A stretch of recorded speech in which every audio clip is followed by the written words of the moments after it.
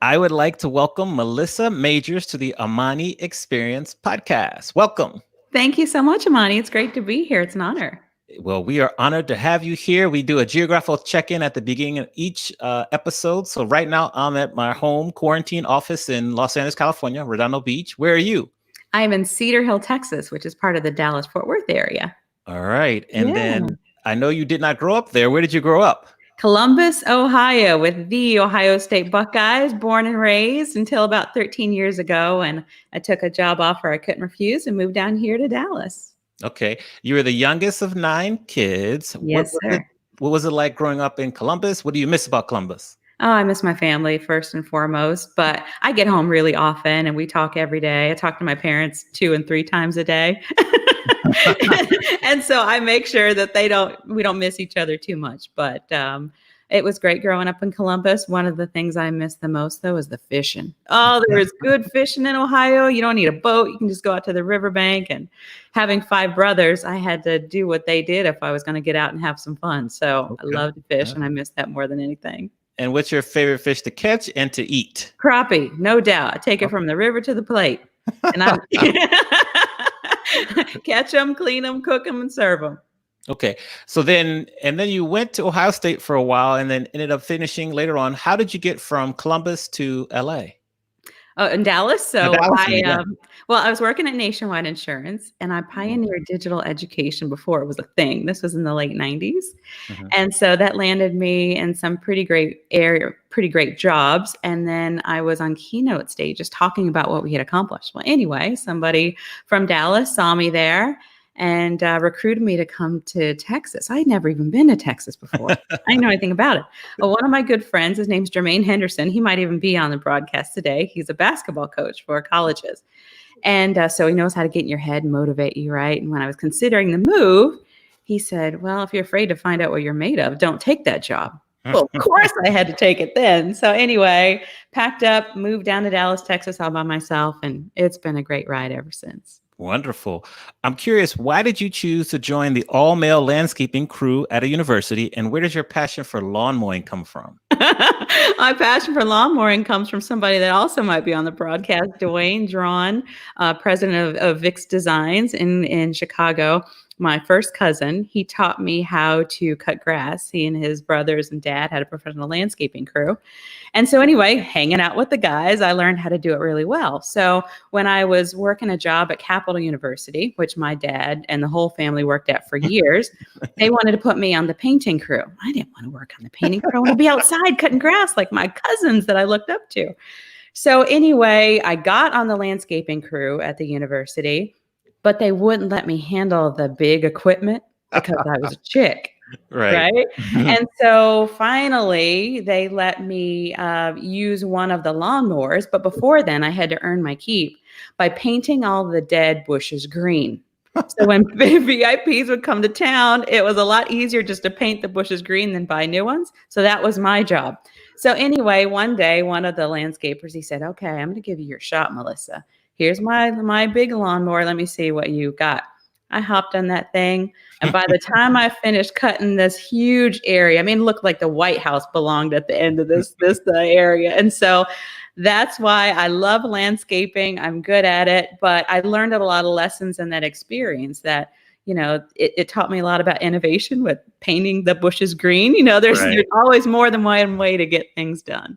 Yeah. Do you still cut the lawn and do all that now today? I do. My husband, I love it. Yes, I do. Now, my husband loves it too.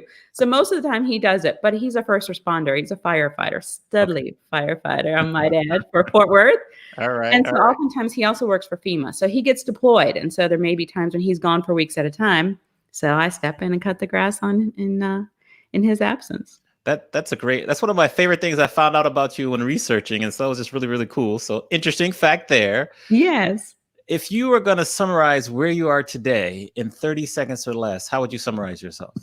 Ooh, I'm a God-loving mother of 2 little kids, Terrence and Luke, wife of a wonderful husband, daughter of some of the most amazing parents that ever walked the face of the earth. I'm the CEO of my own consulting advisory firm.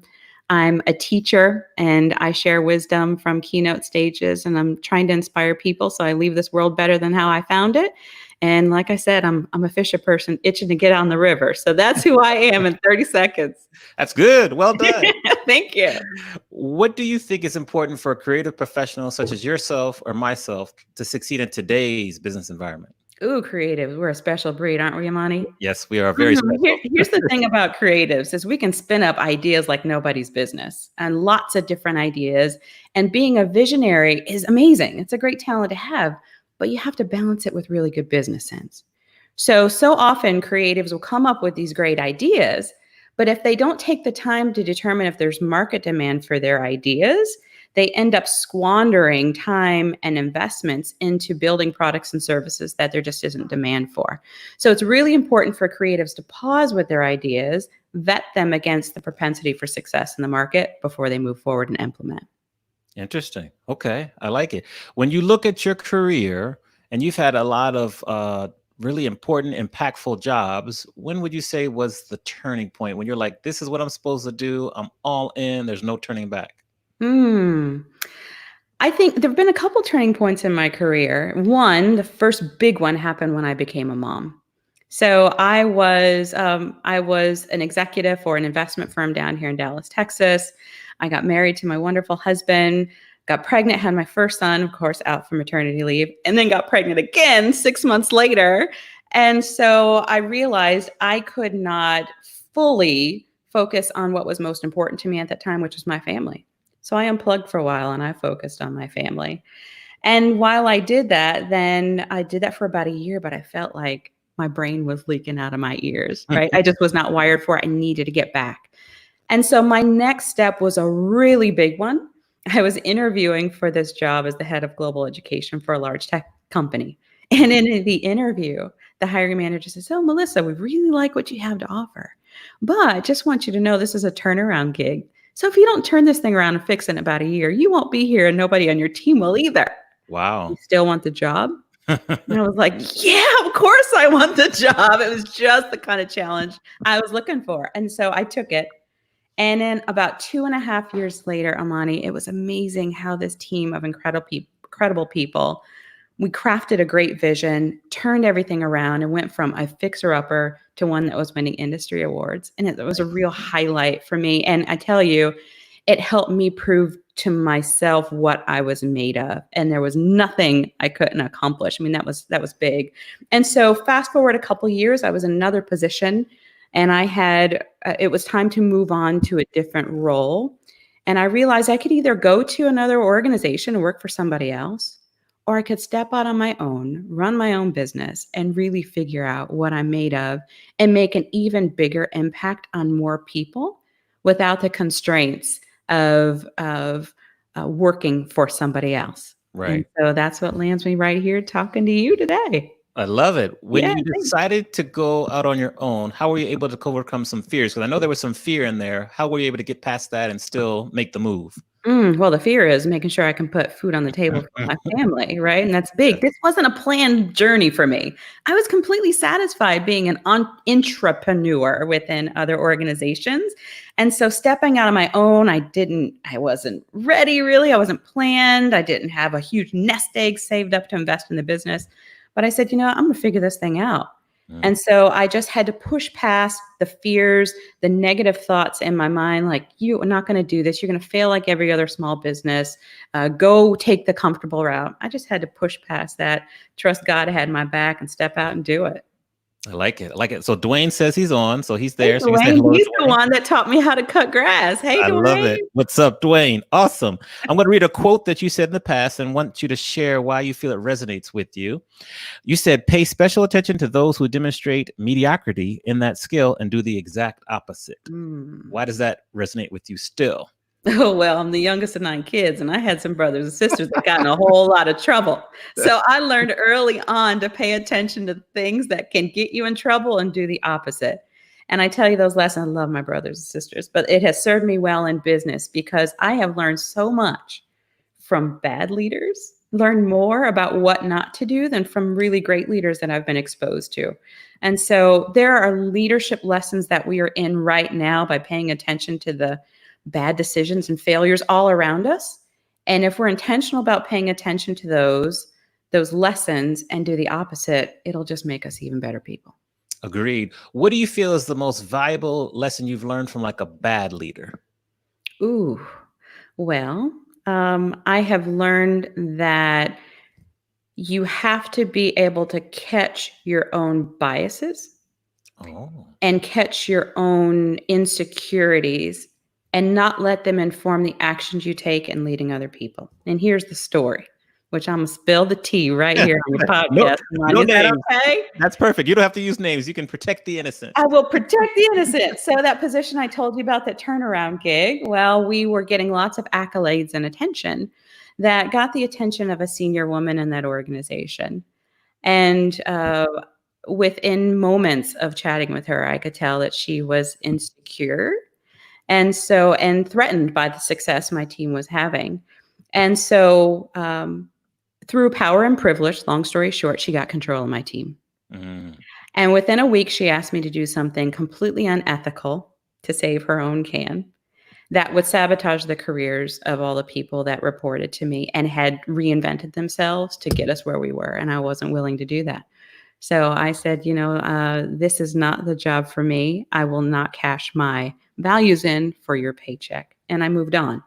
And so I learned also that it's important to have solid values that drive your behavior as a leader and how you will treat others, and not let insecurities knock you off of your morals and make decisions like what she did. Yes, great lesson. Great lesson. Hi, V. Dot. I love you too. I see my nephew is on. Hey, your nephew there? Hey, Joyce is there? Love it. Love it. The family affair. Yes. I love my family. I've got a huge family. As I mentioned, I'm the youngest of 9. When we have our family reunion in North Carolina, usually, by the way, there's upwards of 300 people there, and everybody's tight and loves each other. So I come from really good roots. That's good. That's great to hear. Why do you love what you do? I love what I do because I'm walking in my calling, my God-given purpose. I'm reading a book right now, came out the same day yours did, by the way, by an author, Joe Saxton. It's called Ready to Rise. And one of the analogies she uses is she equates our talents as being gifts. And that so often we have talents and gifts inside that we leave wrapped up under the tree. Or we push them behind a couch because, and then we let them get dusty because we're afraid to open them and really see what we're made of, really make a big impact because the critics might not like what we're doing, or all of these negative thoughts in your mind. I've opened my gift and I'm using it. And I see the positive impact it's making on individuals and organizations. And that's why I love what I do. I love it too. When did you discover your gift? I've always known that I was good at teaching. That is my number one gift. I have a way of helping people do what they do even better by teaching them in a way that really makes a difference and is actionable. Unfortunately, in the education business, it comes with it's the nature of the beast. We often teach classes and people feel excited and then they walk away. They don't remember anything we say. And so I think it's just important. I have worked hard at improving my craft, which is teaching, and that is my gift. And I've known it for a long time, but I've continued to refine it so I can get even better and make a larger impact. What advice do you give to people who you notice are struggling to find out what their gift is? I think it's important to pay attention to what you like and what you don't like as you take on different roles. And gravitate toward positions that you're naturally good at, and you will discover things that you didn't know about yourself. I was fortunate early in my career. I had people who really believed in my potential. And so they invested in me to go to the Center for Creative Leadership, just down the road from you, near San Diego in California. And I went through a program called the Looking Glass Experience. And it helped me really understand what I was good at, what I wasn't good at. And so as I have taken different roles, I've been deliberate about picking ones that I'm going to be good at. You want to know why? It also helps me not only perform better, It boosts my confidence. And this is stuff that fulfills me versus being stuck in a job that I just really don't enjoy, and just die and wither on the vine. So take on different roles, pay attention to what you like and what you don't, and be intentional about your job selection. Great advice. On the flip side, what is something that scares you? Something that scares me is I'm seeing a reversal in empathy for other humans and empathy for difference. I have seen that up until this pandemic. That really scared me, seeing some of the rhetoric that was out there and the divisive tactics that are being used, the way that we are more segmented than we have been in years since the civil rights era, right? That scared me. But I'm seeing also an awareness as a result of that, where people who were previously unaware of their biases and how they treated people unfairly, they're aware now. They're woke, right? To use a common term, they're woke. Right. But the pandemic that we're in, I see that also being positively impacting people, where we are coming together and being better humans to one another, which gives me hope that when all this is said and done, we are going to be better people to each other as a result. Yeah. So I'm fearful, but I'm not, I don't think all hope is lost. Good. I agree with you. Now, the industry that you're in, whether you be a speaker, professional speaker, a coach, or a strategist, is quite crowded. How do you rise above all the noise and distinguish yourself from the competition? Oh, my diverse background, hands down, is what is my unfair advantage, because I've been in so many different industries. I have been exposed to people from all different walks of life. I've been in financial services, technology, associations, consulting, so on and so forth. And Amani, that diverse perspective helps fuel my critical thinking. So I can dissect problems from all different angles and really help find innovation as a result. And being exposed to so many different people from all different walks of life intentionally. In my social circle, I have people who are multimillionaires. I have people who are on Section 8 housing, and they're all just as important and influencers in how I think in my life. So it's the diverse perspectives it's my unfair advantage. Love it. I see my sister is on too. Hey, Ronnie. Yeah. There you go. Their family coming through. Yes. You mentioned a diverse group of network that you have. What are common characteristics have you observed being present in the best leaders and learners that you've been around? The best leaders and learners, I'll start with the leaders first. The best leaders that I've been exposed to are servant leaders. Mm-hmm. They put the people they serve first and foremost. Those needs of those people inform the decisions they make. The opposite of that are narcissistic leaders that I see making decisions that are in their own best interest first, and then they think about others. And so hands down, servant leadership and the principles around servant leadership inform, I think, the positive impact from the best leaders out there. The best learners recognize that their brains they know how their brain functions. I have studied neuroscience for years because I've been in education, just to understand how people are wired to learn. And here's some fun facts for you, Amani. Your brain hasn't evolved that much since we were hanging out in caves. So your brain is constantly scanning the environment for survival opportunities, things you can eat, things that might be a threat, things you can mate with. It's always scanning the environment for that. But you can tell your brain or ask permission to focus on something other than that, like learning, for 10 minutes at a time, and that's it. So the best learners understand that they can't sit in long lectures and absorb all that information, but they understand they have to take it in small chunks. Yes. And they also have to, the other lesson is you have to think about when you're exposed to new information, say the insights we're learning on this podcast today, ask yourself this question: what does this mean? What does Melissa and Amani's experience really mean? And how can I apply it to what I do? And that will hack your brain into storing information in your long-term memory so you can recall it when you need it. And so the best learners practice some of those brain-friendly methods so that they continue to learn and remember what they've been exposed to. Great. Excellent list of characteristics. Since you spoke about learning and the brain, In the past, you said a quote that goes like this: "The only limits you have are in your mind." Why Mm. does that resonate with you? Oh my, this came from one of my best customers. Name's Tom Geisler. I'm dropping everybody's name on this podcast. He was one of my favorite customers. He is a financial advisor in Pennsylvania. Really good encourager. And when I was in a role, I was starting to get complacent and comfortable and then doubt my own abilities because other people around me were doubting me as well. And he said, Melissa, you're one of the great ones. And the only limitations you have are in your mind. And if you're able to push through those, push past them, there's nothing you can't accomplish. And that advice has continued to ring in my ears, which also fueled me to step out on my own because I knew there were people that, like Tom, that Yeah. believed in me and saw greatness in me. And that's just given me courage to move forward. Yeah, that reminds me of a book I read, Mindset by Carol DeWitt, which speaks about that. We have growth Mm, mindsets. absolutely. Hey, speaking of books, Amani, I read yours. All right. Thank you for the support. I appreciate it. I know this is your show, It's but can I okay. turn the tables and ask you a couple Yeah, questions you too? sure can. Let's have at it. Well, listen, I loved your book. Congratulations on your Thank you. launch. Thank you very much. Yes, absolutely. And I know that was a labor of love.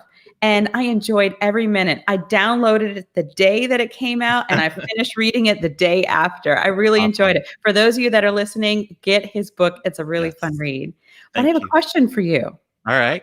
So you made reference to Rick James's song Mary Jane in your book and how it was important to you, but then you just left it there. Right. Inquiring minds want to know, why is that Okay. significant for you? Okay, so two things. So it's not what you think, but one of my first records I ever owned was Rick James. It was a little 45, it was Cold Blooded. So he was one of my first artists that I knew. And so that's the first fact. And then the second fact is that when I was in DJ school, you have to go through different tests to pass. And for the final exam, which it was my second time taking, which I explain in the book, the first song I played to kind of calm and relax myself when we first started was Mary Jane by Rick James. And so that's why that song has such impact, because that was a really meaningful time for me. And that song helped me get calm during my final set. So I was able to get a really high score. So that's kind of the short story behind that song. Wonderful. See, you don't just have to smoke Mary Jane to relax. No. You just listen to the song. Exactly. So yes, great Well, question though. absolutely. Well, I was curious, so I had to ask. Sorry Of to put you on the course, spot. it's okay. You can. Do you have any other questions, or you want to? We can keep going. What do you? I may have some more for you a little later. All right, all right. I'm here, so I appreciate the question though. Thank you. Talk to us about how has a failure or an apparent failure set you up for later success? Do you have a favorite failure of yours? Oh, my favorite failure was my first husband, hands down. So I moved to Dallas. I, didn't know anybody else, and he asked me to marry him. So I was like, sure, why not? Oh, boy, did I learn a lot through that experience. One is how loneliness can impact your decisions. Truly, it absolutely does. And how learning lessons in a crisis can help make you even better afterwards. That was absolutely a crisis period in my life for sure. And it was in those moments of absolute despair when I felt like, oh gosh, this is just the worst experience I'll ever have. It's when I got closer to, and I have very strong faith, when I got closer to God and realized he had a whole nother plan for me that was way better than the one that I had crafted with this first husband. Yeah. And if I had to go through all of that again, Amani, to end up right where I am, I would do it. I would absolutely do it. But yeah, I would say that's my favorite failure. And the lesson there is, they say that bad boys are no good, which he was one, but good boys are no fun, Amani. So what's the choice? What do you choose? You can have fun with the bad boys, don't marry them. Okay. You spoke about loneliness. I'm curious, what advice would you give people who currently are struggling with loneliness, and we don't want them to make rash or irresponsible decisions? What kind of advice do you give people who are in that kind of emotional state? Yeah, first of all, recognize that loneliness, they have proven, it equates to smoking on your health 16 cigarettes a day. Really? So, yes. So it can really impact your mind. And so I would encourage anybody who's in a short-term situation like feeling lonely, be careful not to make long-term decisions based on short-term emotions. That this time it will pass. and find your own ways of connecting. I know virtual is not a substitute, or it can't be a good replacement for just an in-person hug and things like that. But this will pass, and there will be a day when we can hug and be together and you won't be lonely. So again, be careful not to make long-term decisions based on short-term situations. What do you feel are some unique ways you can kind of get connected or stay connected currently in the environment we're in now, and then once we're out of this as well? Yeah, I think find ways to serve others. Just for example, my kids and I got up super early this morning. We went and picked up donuts. Normally, I just pick up some for them on Fridays. That's a special Friday treat, which we haven't done in a long time. But today we picked up a whole lot more than just for us. We dropped some on the porch to the people across the street and delivered some to the elderly couple next door. And they just absolutely loved it. And people walking down the street, we offered them, if they wanted a donut, we could give it to them safely. So just find ways to think beyond yourself and serve others, and then connect virtually. If so many people feel stuck online versus feeling empowered to meet online, shift your perspective. You aren't stuck at home. You're safe at home. Yes. Yes. You're safe at home. So embrace the fact that you are safe and just try to connect with people. Imagine if this would have happened 30 days ago. There's no video chat. There's nothing like this where we can see other friends eyeball to eyeball. And so be grateful for what we do have. Agree. Great advice. Great advice. Thank you. And yet I see another cousin on. Hey, sweetheart. Yes. Love it. You've been on stage at MPIWC. You've acquired many awards. You're very well known, very popular. As a result, you do acquire more critics, or haters, as we call them. How do you handle your critics? Well, I think we're all critics. We can all be critics. Let's be real about it, Amani. There are times where I don't mind sharing and being vulnerable. There are times when I see somebody accomplishing something that I wish I had accomplished already. And just that quick, in a nanosecond, that envy thought pops into your mind. And I think that heifer, it happens, right? It happens. And so I think if we recognize we can all be critics from time to time, and not imagine this just pool of haters who are looking just to sabotage and judge others, that we all have that capacity. I find that by empathizing and recognizing that I can do that, I can be that way, and so can others. I have found when I am feeling judgmental toward others, it's because I was in a place where I wasn't living my life to the fullest. Right? Yeah. I was in a place where I was watching somebody do something I wanted to do. You think about Bruno Mars's song, 24 Karat. He's like, don't hate, just you keep up. Right. And so what I do is forgive them. I choose forgiveness when there are critics.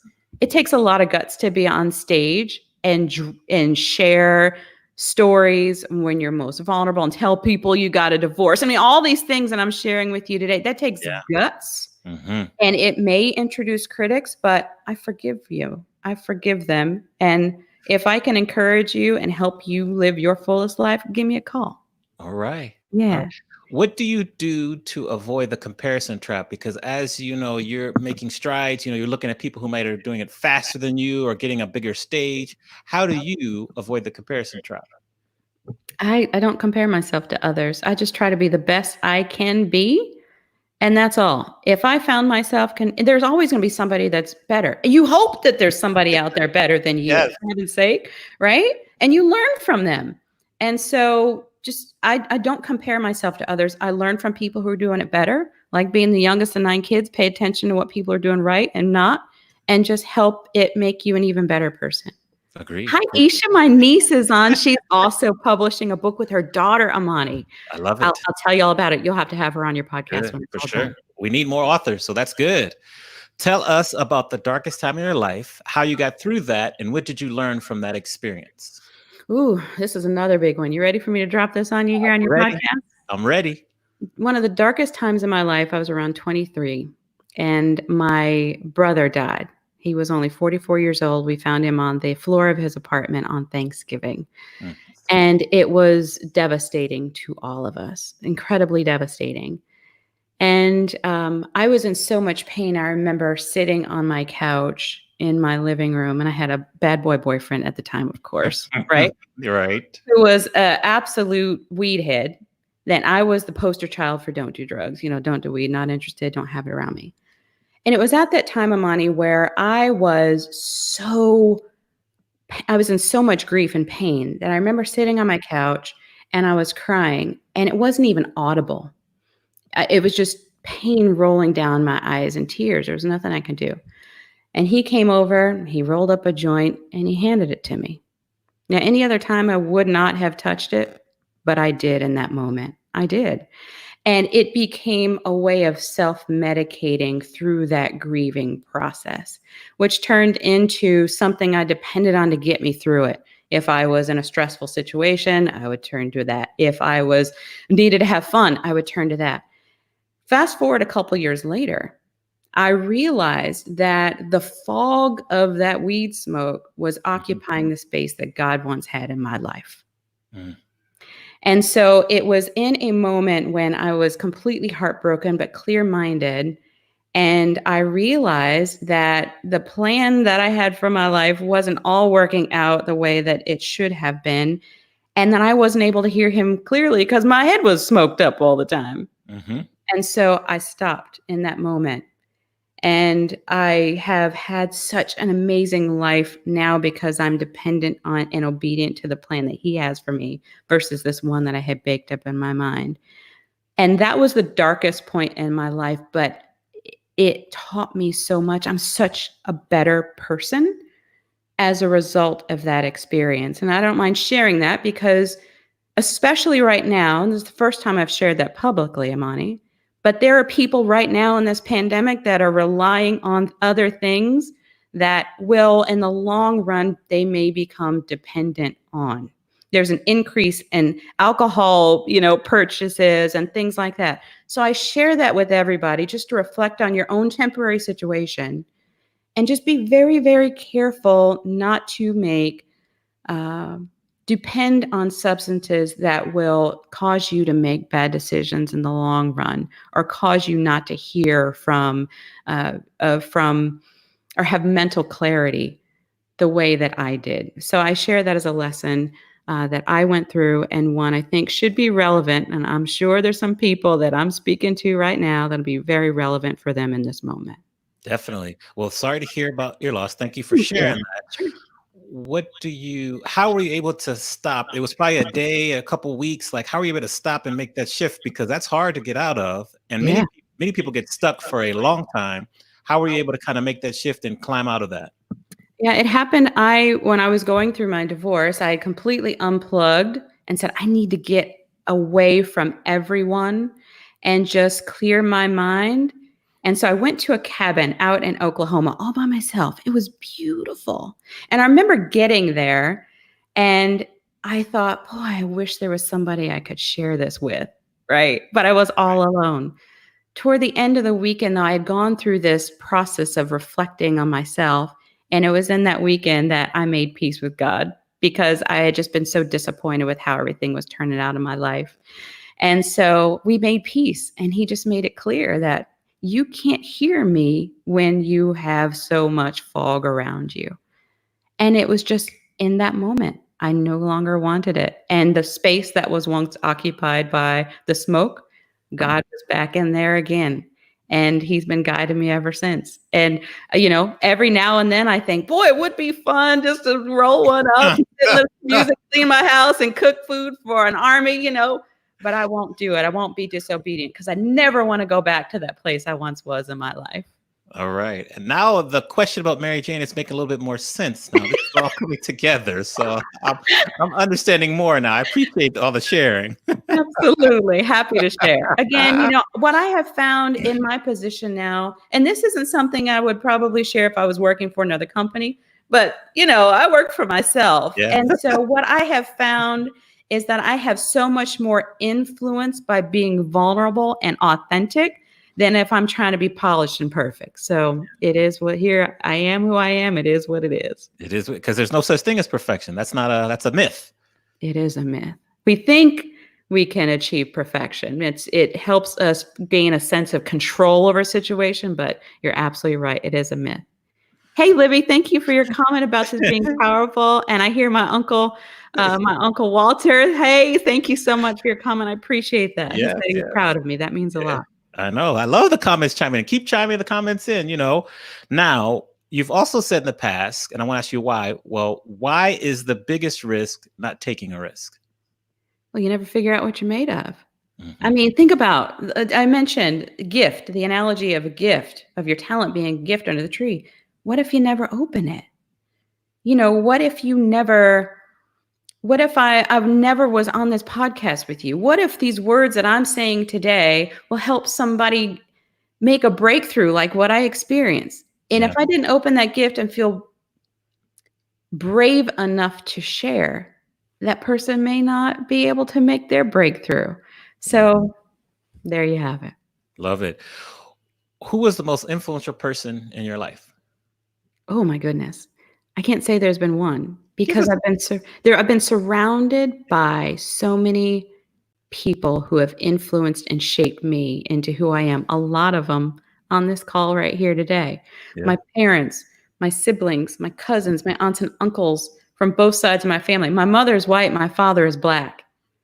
And so she's from money. He's raised up on a farm in North Carolina. And the diversity of my family, I can truly say I have been shaped by the influence of Mhm. all of them. So there Yeah, isn't one that I could give credit to. It takes a village to raise a child, and I am absolutely the product of a diverse village. I agree. I agree. Well said. That's a great answer in itself. Well, thank you. What Who's do your you most influential person? I'm sorry, I want to turn the tables. I'm curious. I have questions. Amani, who was the most influential person for you growing up?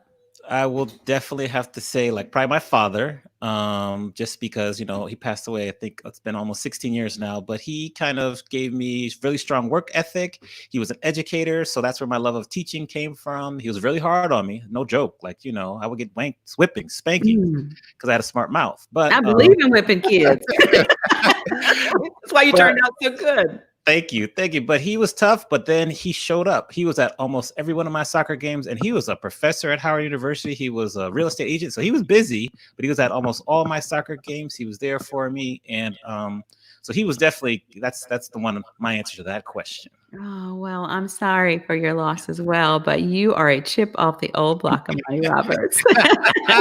Thank you. Good job, Dad. Yes, yes. Shout out to Albert Roberts for sure. Right. What do you find easy to do that your friends find hard to do? I'm a risk taker. And so, I mean, I've jumped out of planes a couple of times. I'll go fishing in the crazy woods all by myself. I take the my pink peacemaker. That's what my husband calls it. He's a woman by herself out in the wilderness. I don't mind taking risks. And that's something that I've learned from my family. Just get out there and try it. Like I said, I do all sorts of crazy outdoor things. I'm the one that's getting the worms and the crickets and, the soft crawls and all that weird stuff that most girls won't touch. That's me. And so taking risks and doing adventurous things is something that I love to do.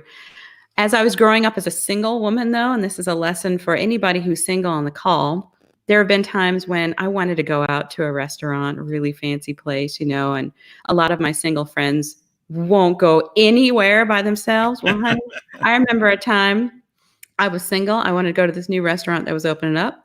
I got dolled up from head to toe in this red, fabulous dress, walked into the restaurant and said, I have a reservation. They said, don't you want to sit at the bar? You're by yourself? I said, absolutely not. You put me in the middle of that restaurant. I pranced myself right there. I sat down, ordered everything I want, and I had a good time.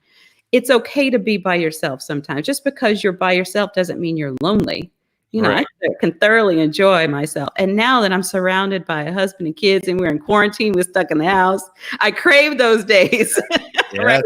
Yeah. So there's pros and cons to it all, but just go out there and live your life intentionally as full as you can. Why do you feel people struggle with taking risks? Oh, it's so much easier to be comfortable. Right? And your brain will tell you, oh, it's a threat. It's a threat to your survival. But as long as you're able to recognize that and push past it, you can taste those risks. And I refuse to live my life based on fear. if I had done that, there's so many experiences I would not have had, and so get out there and live your life to the fullest. Life is not a dress rehearsal. This is the only one you get. Live it well. Yes, Yeah. preaching on a My Friday. sister-in-law is on. Okay, she is a nurse in Columbus, Ohio. Let's give her a big shout out, Ashley Drawn. Thank you so much. Thank you for all you're doing to help keep everybody safe and healthy. Yes, thank you, Ashley. Shout out to you. Thank you. What would you like to be better at? What would I like to get better at? That's a really good question. Well, I already want to put some time on your calendar to get better at PR and promotion because you are a master at it. Like all these different channels and websites, Twitch and all this stuff, the broadcast. I didn't even know what Twitch was until you told me about it. Now you know. And now to extend my reach and reach more people, I need to get better at that. That is something I've managed large teams for a long time. So there are a lot of things I had people who were working for me that were really good at but now I run my own business. I got to do it all. Okay. And so those marketing, PR, and outreach in that way is something I need to get better at. All right. Well, we'll teach you. We'll get you up to speed Awesome. in no time for sure. Thank you. Now, when you were 21, were you in Columbus still or were you in Dallas? I was in Columbus then. Yes. Okay, so we're going to go back and talk to 21-year-old Melissa. Give her advice based on what you know now. What advice would you give your younger self? Ooh, it's a good question. At 21 years old, I bought my first house. All right, nice. I've always been a hustler, working hard, wanted to have my own, never wanted to burden my parents. And so at 21, I would say trust more in yourself and your ideas. Because I had really great ideas, especially I was young and fresh, right? I had lots more ideas then than I do now. Trust in them and trust in him. And then also, I would not have listened so much to haters. So the maturity of learning that critics should not have power over how you feel about yourself is the advice I would give to my 21-year-old self. Some great advice. Auntie Margie is on the phone. Hey, Auntie Margie, happy belated birthday. I love you. I love it. What is the one lesson in life that took you the longest to learn? The one lesson in life that took me longest to learn. Well, let me think about that for a minute. I will give you some advice that Auntie Margie gave me. Okay, go ahead. Let's hear it. Career girls have more fun. So, so I spent a lot of time in my career and having a lot of fun and waited until later in life to settle down and have my children, which I'm so glad I did. The advice, I think the lesson that I learned is to take better care of myself physically and devote more self-care, because when you're caring for family and so many other people, it's easy to forget about yourself. Yes. And that's not a luxury. And I shouldn't feel guilty about it when I unplug to take time out for myself. That's something I'm still getting better at. And I'm working on all the time, but it's a lesson I wish I would have learned earlier. Yeah. As my friend Judy Holler says, if this doesn't work, if you don't work. So absolutely. Yes. My sister Chris is on. I'm sorry for all the shout outs. I just love all these people. I have to tell them, hey, Chris. That's why we put it on live stream. That's why we put it there. What is your definition of fear? My definition of fear. Anything that will restrict you from doing or living your fullest.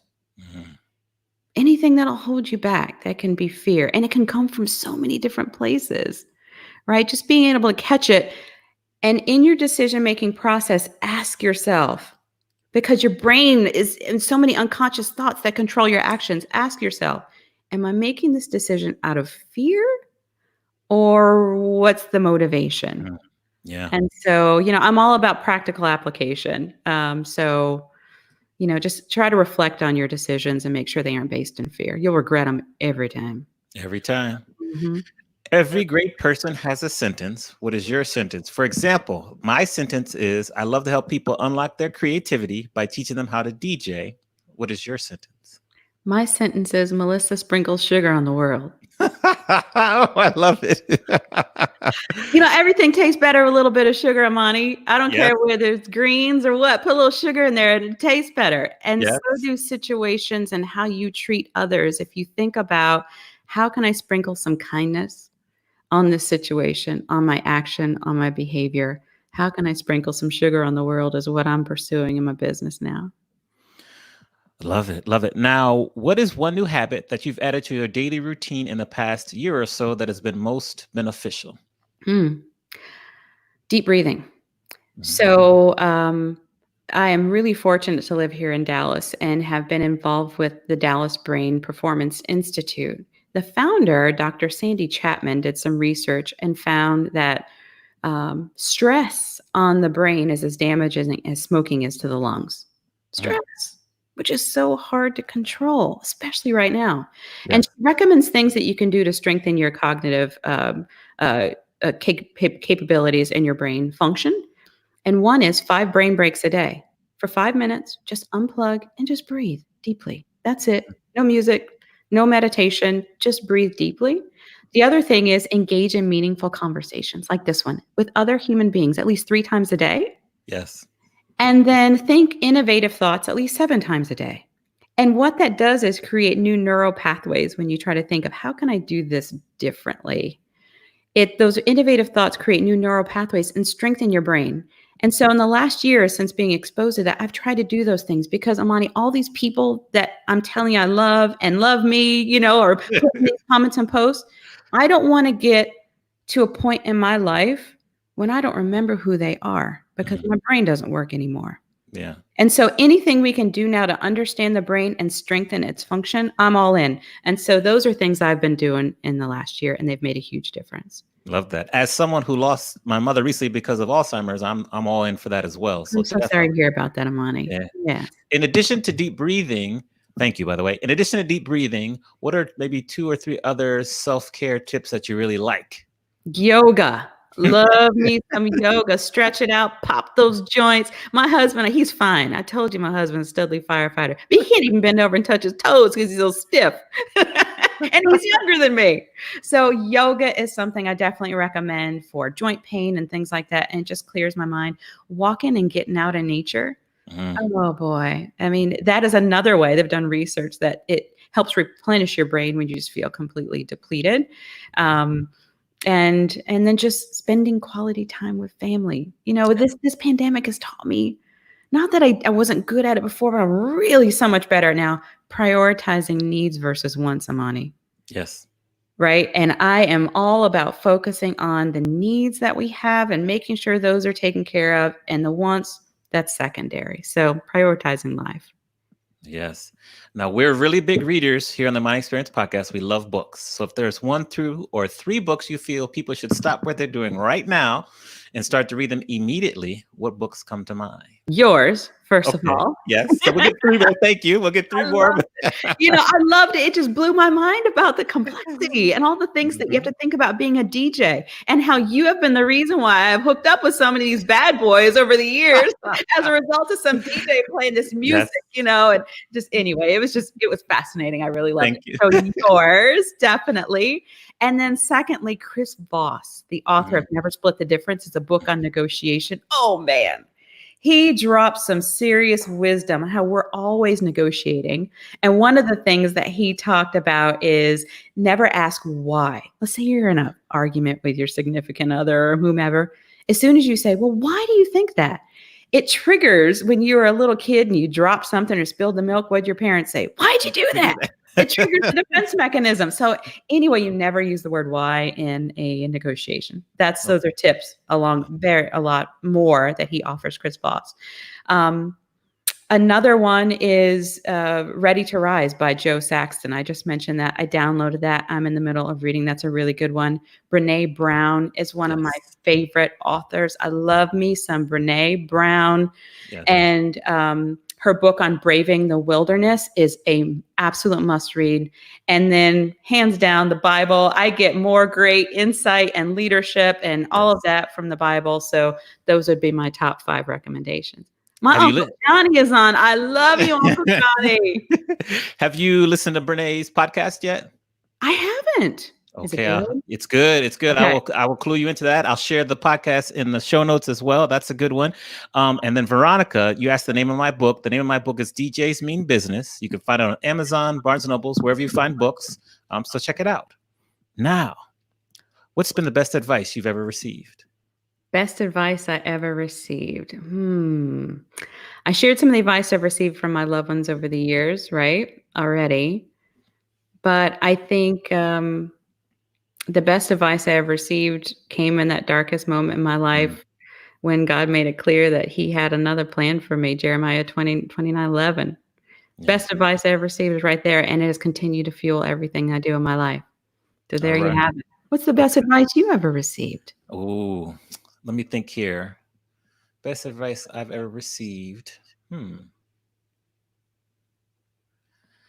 I'll say it in the form of a saying. It's an African proverb, and it's like, if you want to go fast, go alone. If you want to go far, go together. And that's one of my favorite sayings, and that's the good advice that someone shared with me before. I love that. Absolutely. That's a good one. Yeah, And yeah. I'm so grateful for the podcast that you offer and the people that you bring on because it just demonstrates your commitment to that Yes. advice, right? You're bringing so many people along, exposing each other to our different networks. So can I say thank you for doing what you do?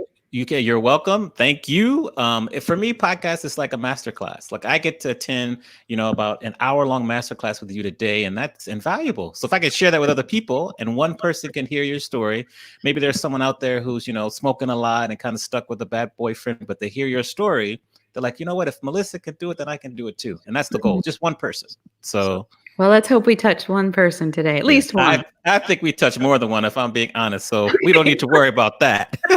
Well, all right. Are you a sports fan at all? Oh, yes, I bleed scarlet and gray for the Ohio State Buckeyes. College football, go Bucks. Good. My favorite team, the Washington Redskins, just picked Chase Young, number 2 in the draft yesterday, so we're happy about that. All right. Let's say we go to the old Horseshoe, because that's what the stadium's name is, right? The Horseshoe, right? Yeah. And out walking to the field is Melissa. What song is playing as you're walking out on the field? Ooh, my walkout song at the Horseshoe. That would have to be Raspberry Beret. Oh, that is the one song when it comes on. I am a Prince fan. My dad is a huge Prince fan. He is 86 years old. You put Prince on, he turns into a 26-year-old. If that song, that would be my walkout song for sure. Oh, great choice. Great choice. How about you? What's your walkout song? Okay. Paid in Full, Eric B. and Rakim.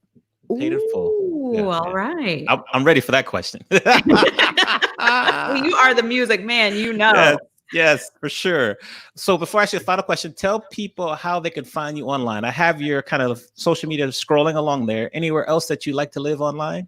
Absolutely. Well, just go to melissamajors.com. I offer free advice to anybody who's looking for it, whether it's related to education strategy, inclusion, innovation, or you just want some guidance. I mean, I've shared some personal things today. If you want any guidance, just book some time with me at melissamajors.com and happy to chat with you. You can also find me on LinkedIn, on Twitter. I'm going to get on some of these other social channels as soon as Amani shows me how to do it.